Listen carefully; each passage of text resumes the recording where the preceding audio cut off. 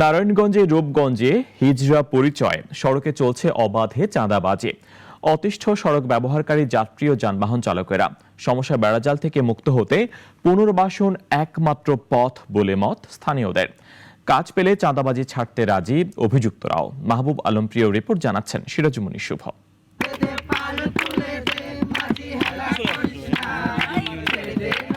মন ভালো থাকলে গান শুনিয়ে আবার কখনো নেচে গেয়ে মন জয় করে দুপয়সা আয় করেন হিজড়া সম্প্রদায়ের লোকজন।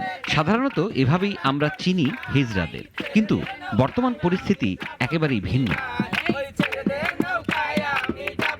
রাজধানী লাগোয়া নারায়ণগঞ্জের রূপগঞ্জে সড়কে চলাচলে ব্যাপক ভোগান্তি পোহাচ্ছেন স্থানীয় মানুষ ও যানবাহন চালকরা।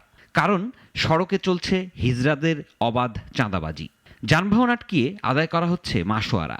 বিভিন্ন সময় ঘটেছে হামলার মতো ঘটনাও। আমাদের গাড়ি যখন রূপগঞ্জ দিয়ে যায়, অনেকজন হিজড়া আছে রাস্তাঘাটে আটকায় মোটা অঙ্কের টাকা দাবি করে এবং অশ্লীলতা ব্যবহার করে। 20 টাকা 50 টাকার মধ্যে দাবি করে 500 টাকায় দিতে হবে।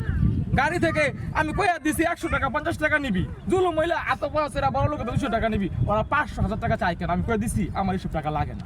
এখন ফ্যামিলি অনেক সময় কি করে, আমাদের যে হিজড়া এত বছর আমাদের খোঁজ খবর নাই, অনেক সময় ফ্যামিলি আমাদের চিনেও না, মরার পর লাশটাও গ্রহণ করতে চায় না। দীর্ঘদিনের এই সমস্যা সমাধানের দাবি স্থানীয়দের। জন্মের পর থেকে পরিবারের লাঞ্ছনা আর বঞ্চনায় বেড়ে ওঠা এই সম্প্রদায়ের জীবনমান উন্নয়নে উদ্যোগের কথা বললেন উপজেলা নির্বাহী কর্মকর্তাও।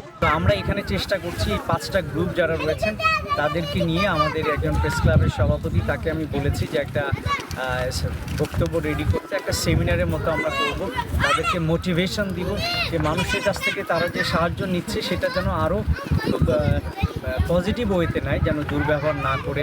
হিজড়াদের স্বাভাবিক চলাফেরা ও কাজকর্মে যুক্ত করতে সর্বপ্রথম প্রয়োজন সামাজিক দৃষ্টিভঙ্গি বদলানো। পাশাপাশি সংকট নিরসনে প্রয়োজন সরকারি বেসরকারি দাতব্যলয়ের উদ্যোগ। সিরাজুমনি শুভ, নাগরিক।